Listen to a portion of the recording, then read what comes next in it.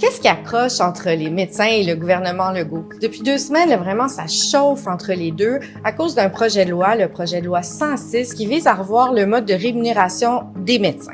Notre gouvernement sera celui qui aura le courage de finalement agir sur la question de la responsabilité et de l'imputabilité des médecins. Ce qui dérange les médecins dans le projet de loi 106, c'est que le gouvernement veut qu'il y ait une partie de leur salaire qui soit associée à ce qu'on appelle leur performance. Par exemple, leur capacité à faire plus de chirurgie. Ce que le gouvernement menace de faire, c'est de couper jusqu'à 25 % de la rémunération des médecins pour peut-être ensuite leur redonner s'ils atteignent certaines cibles.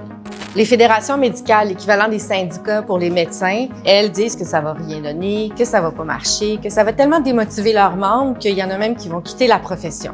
L'opposition au Parlement, elle, dit que la CAQ prépare une campagne électorale sur le dos des médecins. Quand on dépose un projet de loi en disant « ça va brasser », puis on a l'air fier de ça, là. On a l'air content d'avoir un débat avec les médecins, là. Moi, ça me dit que c'est un gouvernement qui, honnêtement, là, qui est en fin de mandat, qui sait plus quoi faire, qui a tout essayé pour changer l'opinion publique. Le gouvernement, lui, dit qu'il fait ça pour la population, pour les patients.